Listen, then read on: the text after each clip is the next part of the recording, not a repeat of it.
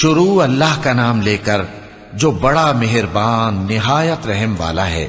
قاف، قرآن مجید کی قسم کہ تم پیغمبر ہو۔ اصل بات یہ ہے کہ ان لوگوں نے تعجب کیا کہ انہی میں سے ایک خبردار کرنے والا ان کے پاس آیا تو کافر کہنے لگے کہ یہ بات تو بڑی عجیب ہے، بھلا جب ہم مر گئے اور مٹی ہو گئے تو پھر زندہ ہوں گے؟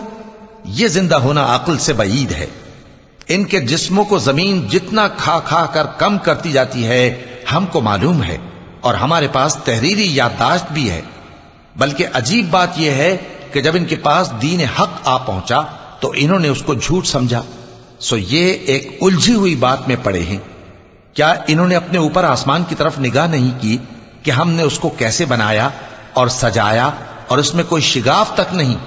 اور زمین کو دیکھو، اسے ہم نے پھیلایا اور اس میں پہاڑ رکھ دیے اور اس میں ہر طرح کی خوشنما چیزیں اگائیں تاکہ رجوع لانے والے بندے ہدایت اور نصیحت حاصل کریں۔ اور ہم نے آسمان سے برکت والا پانی اتارا اور اس سے باغ اگائے اور کھیتی کا اناج اور لمبے لمبے کھجور کے درخت جن کا گابھا تہ بتہ ہوتا ہے، یہ سب کچھ بندوں کو روزی دینے کے لیے کیا ہے۔ اور اس پانی سے ہم نے مردہ زمین کو زندہ کیا، بس اسی طرح قیامت کے روز نکل پڑنا ہے۔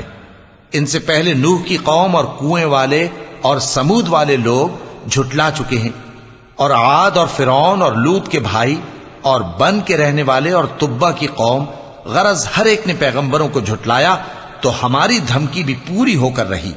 تو کیا ہم پہلی بار پیدا کر کے تھک گئے؟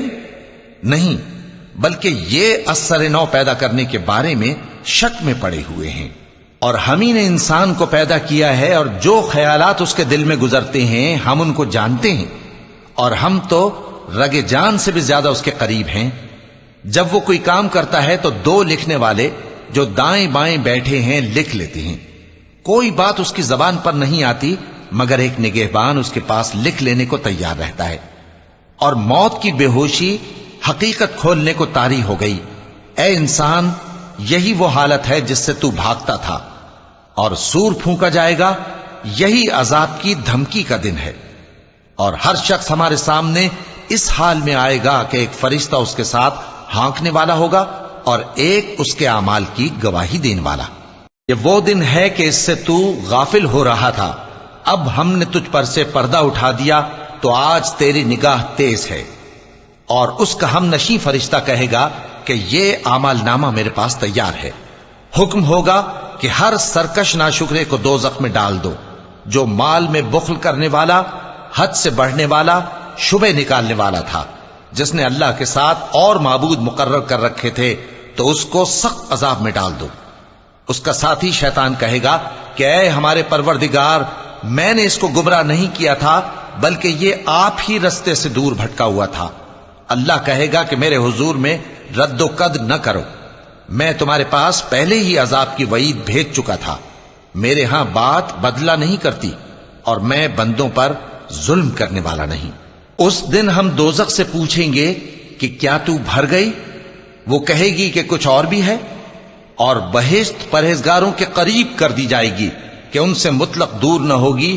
یہی وہ چیز ہے جس کا تم سے وعدہ کیا جاتا تھا، یعنی ہر رجوع لانے والے، حفاظت کرنے والے سے، جو رحمان سے بن دیکھے ڈرتا رہا اور رجوع کرنے والا دل لے کر آیا، اس میں سلامتی کے ساتھ داخل ہو جاؤ۔ یہ ہمیشہ رہنے کا دن ہے، وہاں جو چاہیں گے ان کے لیے حاضر ہوگا۔ اور ہمارے ہاں اور بھی بہت کچھ ہے، اور ہم نے ان سے پہلے کئی امتیں ہلاک کر ڈالیں، وہ لوگ ان سے قوت میں کہیں بڑھ کر تھے۔